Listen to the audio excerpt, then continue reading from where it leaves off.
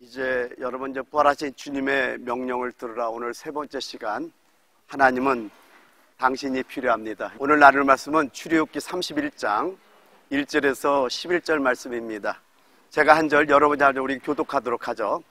여호와께서 모세에게 말씀하여 이르시되 내가 유다 지파 훌의 손자요 우리의 아들이 부살레를 지명하여 부르고 하나님의 영을 그에게 충만하게 하여 지혜와 총명과 지식과 여러 가지 재주로 정교한 일을 연구하여 금과 은과 노수로 만들게 하며 보석을 깎아 물리며 여러 가지 기술로 나무를 새겨 만들게 하리라.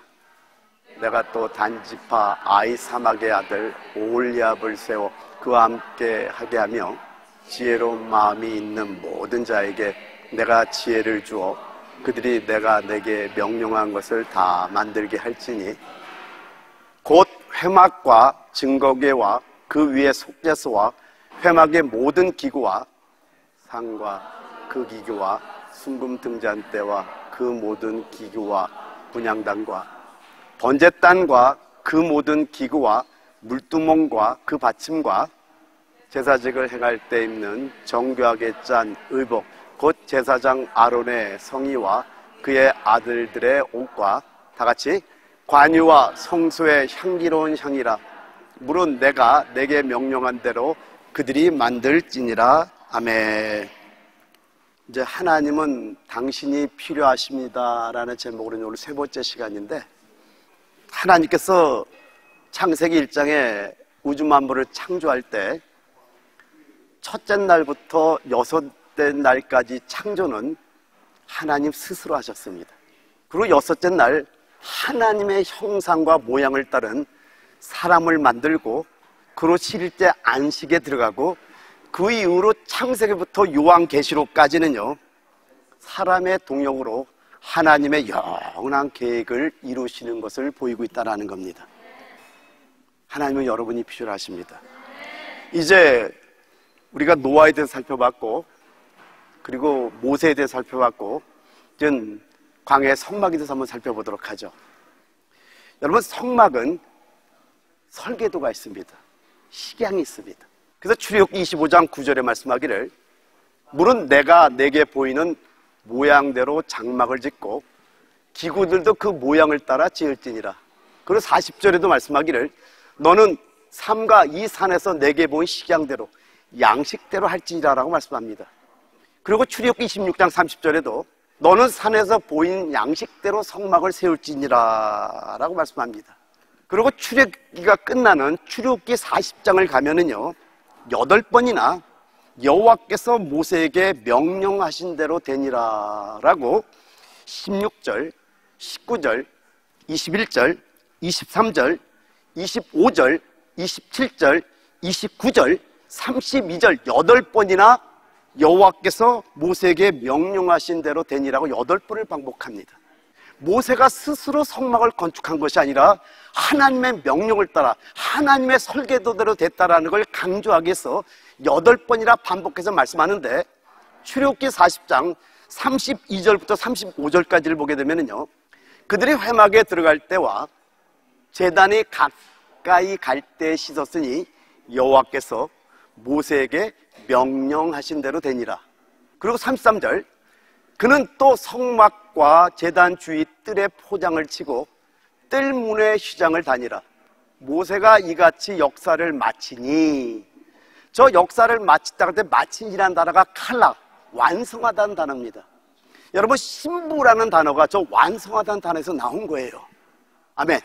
성막의 건축이 마치니까 34절 35절에 말씀하기를 구름이 회막에 덮이고 여호와의 영광이 성막에 충만함에 모세가 회막에 들어갈 수 없었으니 이는 구름이 회막 위에 덮이고 여호와의 영광이 성막에 충만함이었으며 라고 말씀합니다.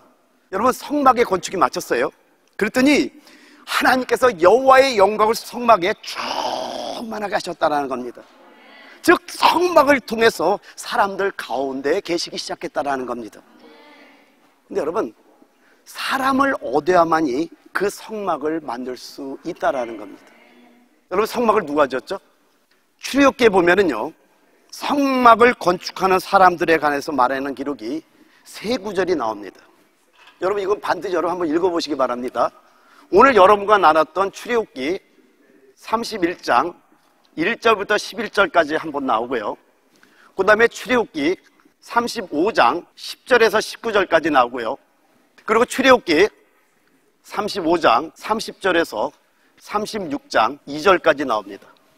다 찾아볼 수는 없고 오늘 이제 한 군데만 31장 1절부터 12절까지 우리가 함께 읽었던 겁니다.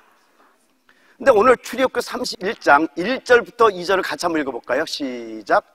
여호와께서 모세에게 말씀하여 이르시되 내가 유다 지파 훌의 손자요 우리의 아들인 부살레를 지명하여 부르고. 여러분, 그 구약을 여러분이 읽을 때 조금 주의해서 읽어야 될 것이 뭐냐면요, 저기 지금 사람들의 이름을 말씀하는데 건축을 했던 부살렐의 이름만 나오는 것이 아니라 그의 아버지와 할아버지의 이름까지 밝히고 있다는 걸 여러분 보셔야 됩니다. 여러분, 부살렐의 뜻은 하나님의 그늘 아내라는 뜻입니다. 또 하나님의 보호 아내라는 뜻이에요. 이게 부살렐의 이름의 뜻입니다. 먼저 이름의 뜻부터 말씀드릴게요. 그 다음 부살렐의 아버지가 누구죠? 우리잖아요. 맞죠? 우리의 뜻은 여호와의 빛이라는 뜻입니다. 여호와의 빛. 그리고 할아버지의 이름이 나오죠. 할아버지의 이름이 뭐죠? 훌입니다. 훌. 훌의 이름의 뜻은 자유롭고 고귀하며 순결하다라는 뜻이에요. 히브리어는 뜻글자입니다. 그 이름에 다 뜻이 있는데 부살렐의 이름의 뜻은 하나님의 그늘 안에, 하나님의 보호 안에라는 뜻이고요. 우리는 여호와의 빛이라는 뜻이 있고요. 그 다음에 훌은 자유롭고 고귀하며 순결하다라는 뜻이 있습니다. 부살렐의 이름의 뜻이 하나님의 그늘 안에라는 뜻은 전적으로 하나님의 그늘 아래에 있었음을 의미합니다. 여러분, 부살렐은요, 하나님의 은혜 그늘 아래 있었던 사람입니다. 이게 바울의 말과도 일치되는데요. 고린도전서 3장 10절을 보게 되면 바울이 이렇게 고백합니다. 내게 주신 하나님의 은혜를 따라 내가 지혜로운 건축자와 같이 터를 닦아둠에 다른 이가 그 위에 세우나 그러나 각각 어떻게 그 위에 세울까를 조심할지니라 라고 말씀합니다. 사도 바울은요, 하나님의 은혜로 지혜로운 건축자가 되었다고 고백하고 있다는 겁니다. 그러니까 여러분, 성막을 건축하는데 뭐가 필요해요? 하나님의 은혜가 필요한 거예요. 그러면 여러분, 왜 은혜가 필요할까요? 이건 굉장히 중요해요. 영적으로 보셔야 됩니다. 왜 은혜가 필요하냐면요, 사단과의 격렬한 전쟁이 있기 때문에 그렇다라는 겁니다. 여러분, 요한복음 16장 11절에 보면 사단을 이 세상 임금이라고 말씀합니다. 또 에베소서 2장 2절을 보게 되면은 공중 권세 잡은 자라고 말씀합니다. 그리고 요한일서 5장 19절에 말씀하기를 또 아는 것은 우리는 하나님께 속하고 온 세상은 악한 자 안에 처한 것이며 라고 말씀합니다. 여러분, 이 세상의 임금이 사단이에요. 지금 이 온 세상을 사단이 잡고 있단 말이에요. 거기에 하나님의 전을 건축한다는 것은 하나님의 은혜가 아니면 건축할 수 없어요. 왜요? 사단과의 전쟁이 있다는 걸 여러분 아셔야 된다는 겁니다. 그래서 에베소 6장 12절에 말씀하죠. 우리의 씨름은 혈과 육에 대한 것이 아니요 정사와 권사와 이 어둠의 세상 주관자들과 하늘에 있는 악영들과의 대함이라고 말씀하고 있다는 거예요. 여러분, 우리가 보이지 않지만 영적인 세계에서 격렬한 전쟁이 있다는 걸 여러분 깨달으시고 하나님의 은혜 안에 관해 여러분에게서 축원드립니다. 할렐루야. 근데 부살렐의 아버지의 이름이 우리인데 우리라는 이름의 뜻은 여호와의 빛이라는 뜻입니다. 하나님의 성전을 건축하는 건축자들은 하나님의 그늘 아래 있어야 되고요, 또 여호와의 빛으로 충만해야 함을 가리킨다가 여러분 잊지 마시기 바랍니다. 그리고 부살렐의 할아버지의 이름이 훌이에요. 훌이라는 이름의 뜻이 뭐라고요? 자유롭고 고귀하며 순결하다라는 뜻입니다. 여러분, 하나님의 전을 건축하는 자들은 낮은 자들이 아닙니다. 우리는 자유를 얻은 자들이에요. 할렐루야. 이제 죄종이 아닌 걸 믿으시기 바랍니다. 그래서 자유를 얻은 자들로서 귀한 일을 하는 순결한 자들이라는 걸 잊지 않게 해서 축원드립니다. 그리고 연결해서 31장 3절 상반절에 보면은요, 하나님의 신을 그에게 충만하게 하여라고 말씀합니다. 여러분, 부살렐은요, 하나님의 영으로 충만했던 사람이었습니다. 즉 하나님의 전을 건축하는 자는 하나님의 영으로 충만된 사람이어야 한다는 뜻입니다. 할렐루야. 자, 우리 연결해서 이제 31장 6절을 같이 한번 읽어봐요. 시작. 내가 또 단지파 아히사막의 아들 오홀리압을 세워 그와 함께 하게 하며. 여기 두 번째는 이제 부살렐의 동역자 오홀리압이 나옵니다. 근데 여러분, 오홀리압이라는 이름의 뜻은요, 아버지의 성막이라는 뜻입니다. 한번 따라해 볼까요? 아버지의 성막. 그리고 오홀리압의 아버지의 이름이 뭐죠? 아히사막입니다. 근데 아히사막의 뜻은요, 도움의 형제, 힘의 형제, 나의 형제가 도운다라는 뜻입니다. 즉 이름을 보면은요, 이러한 동역자는 힘과 도움으로써 하나님의 성막을 위하는 사람이라는 뜻이 되는 겁니다. 할렐루야. 근데 여러분, 여기서 보셨는지 모르겠지만 부살렐이 어느 지파였죠? 유다 지파입니다. 오홀리압은 단지파입니다. 예수는 유다의 지파로 왔어요. 유다는 예수의 지파입니다. 그리고 유다의 지파는 왕의 지파예요. 근데 단지파는요, 신분이 가장 낮은 지파를 의미합니다.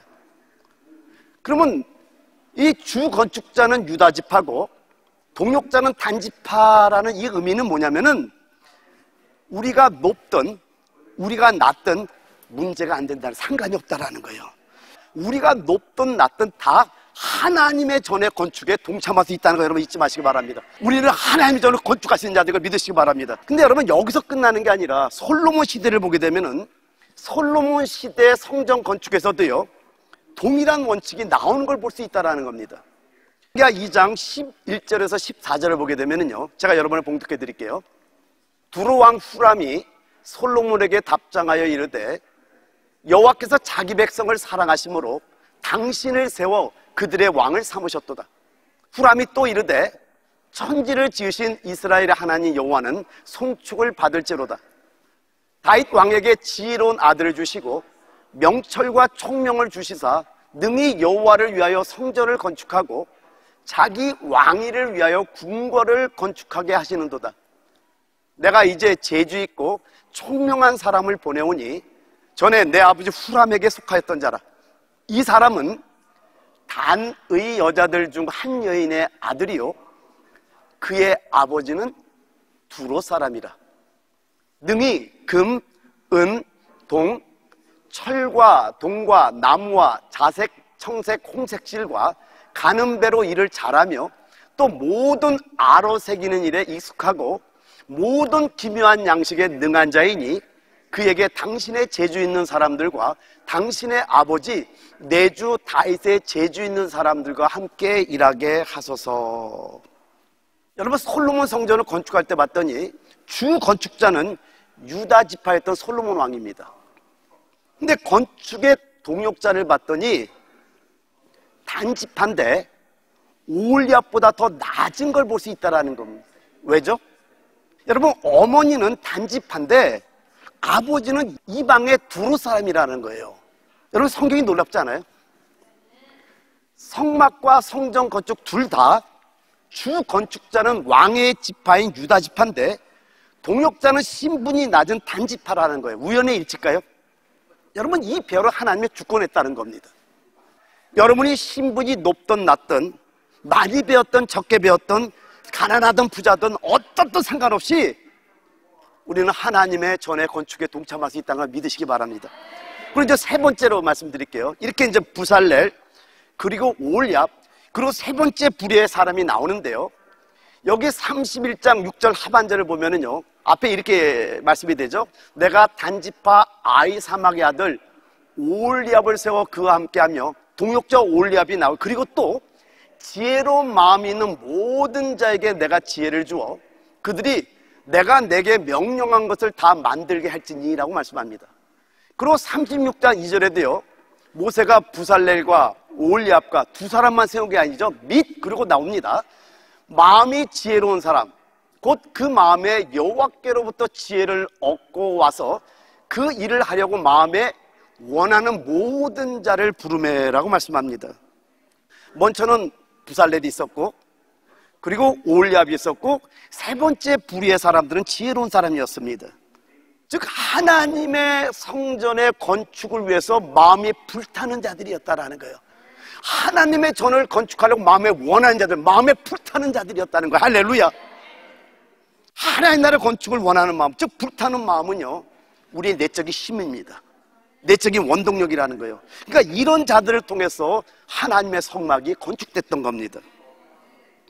하나님께서는요, 모세, 그리고 부살렛, 올압, 그리고 성막을 건축하기에 불타는 마음을 가진 자들을 통해서 성막을 건축했던 겁니다.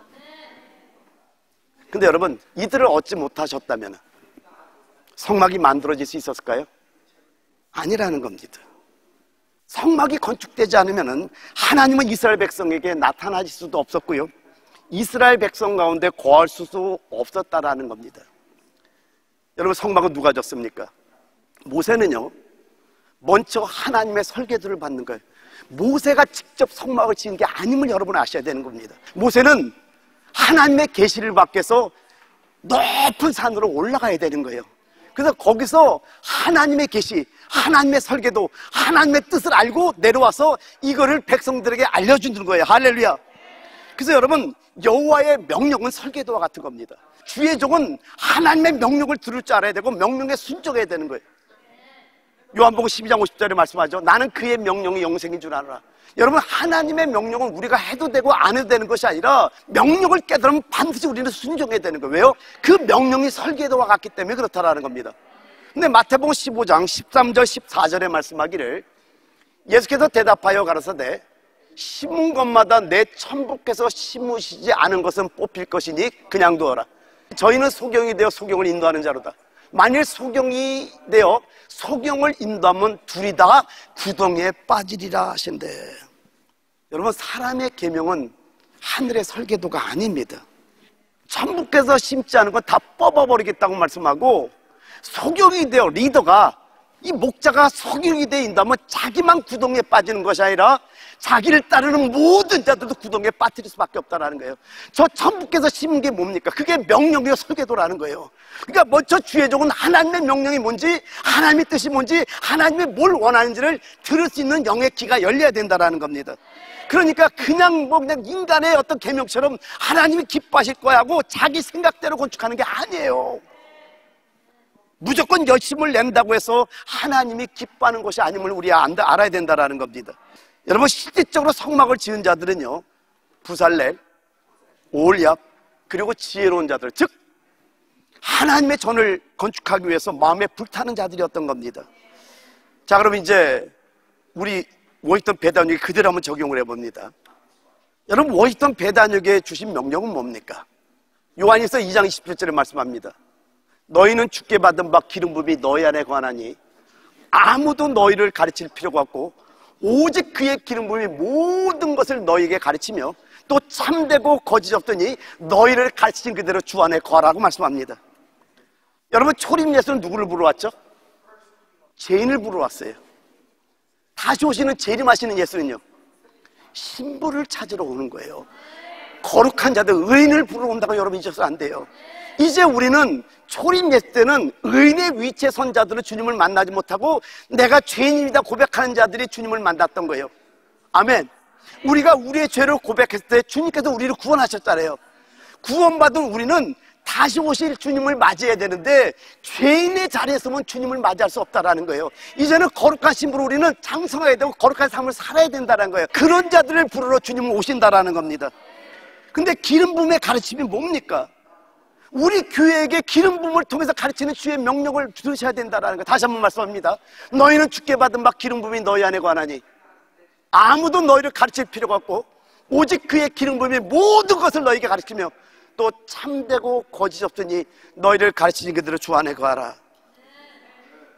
우리 워싱턴 배단역에 주신 주님의 명령, 기름 부음의 가르침은 이겁니다. 주님을 맞이할 신부로 준비시키는 일을 하기를 원하십니다. 왠지 아세요? 여러분, 제 말 꼭 들으세요. 재림이 너무 임박해요.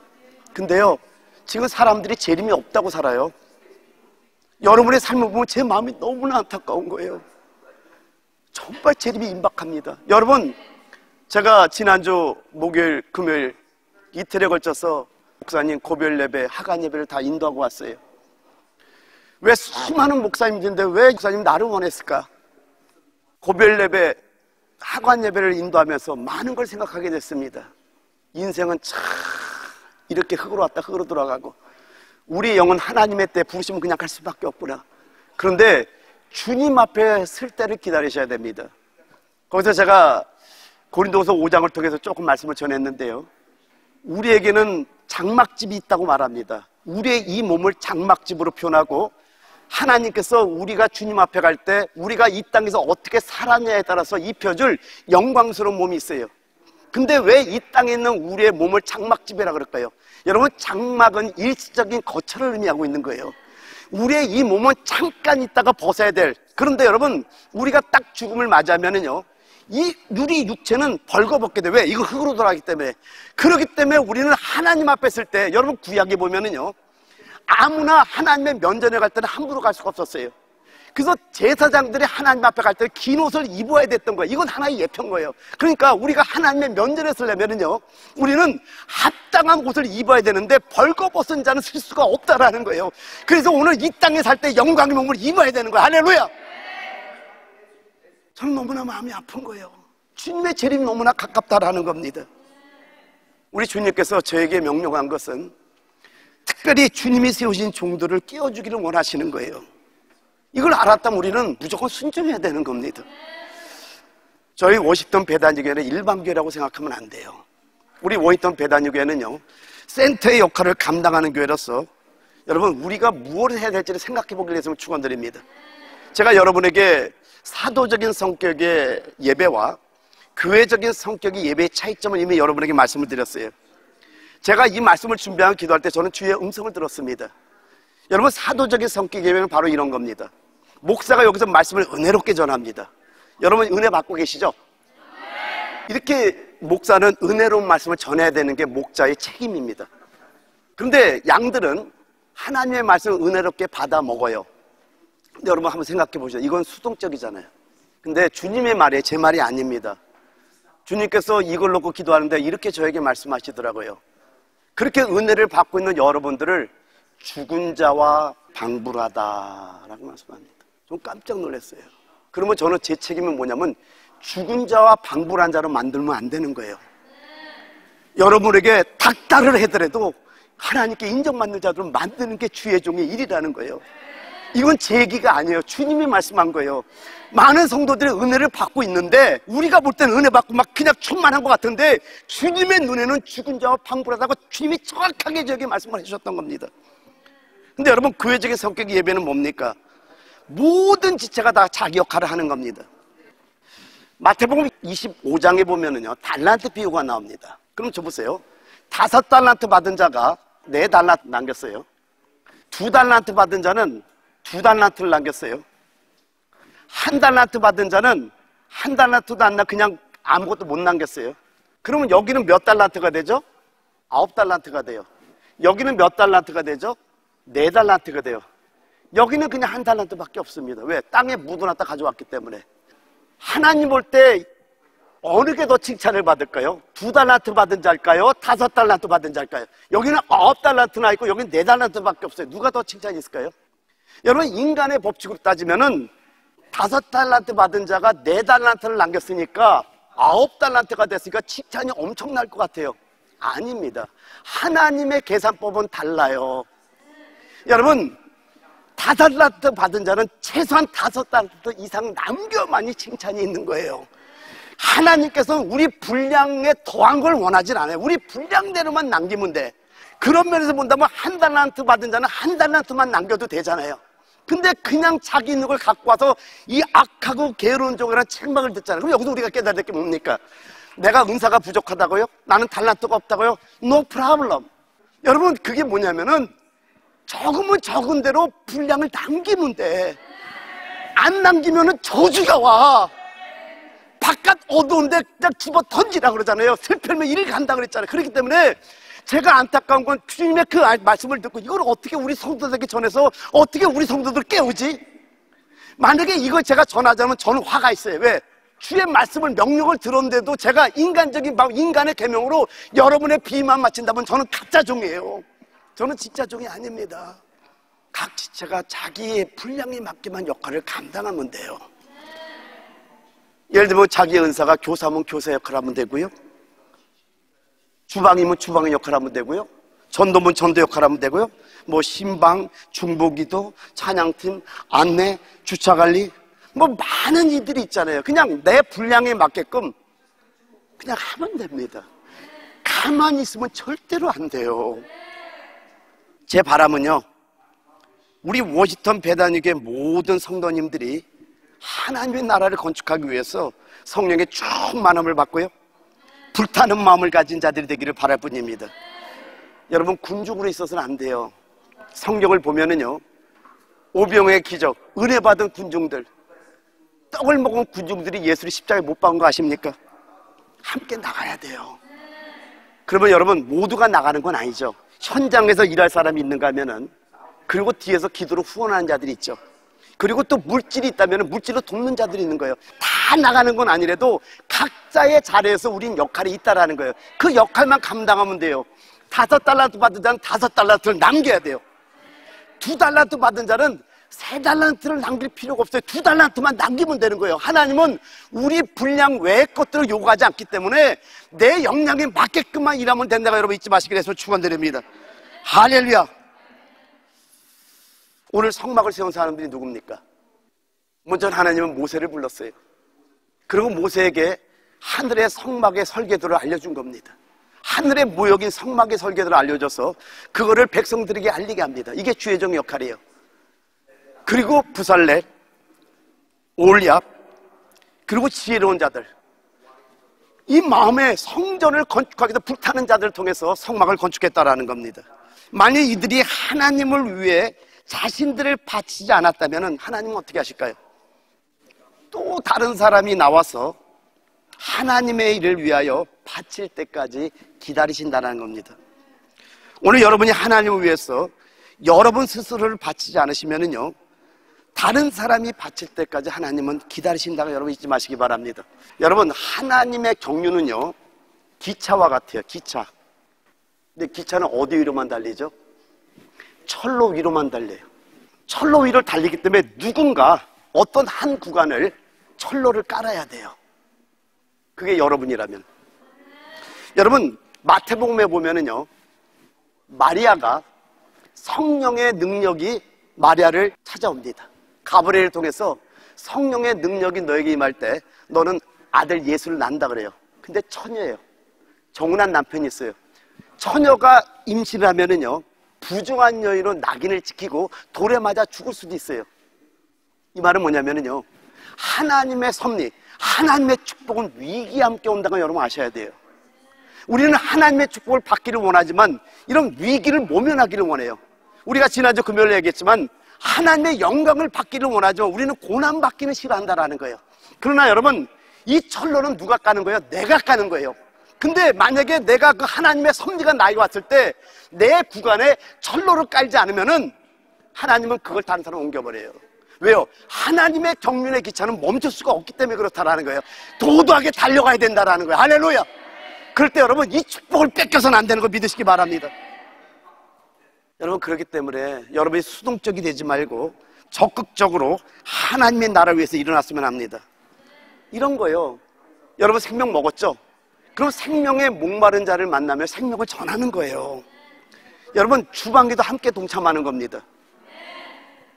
아픈 자가 있으면 신방하는 겁니다. 아멘. 또 마음이 상한 자가 있으면 위로하는 거예요.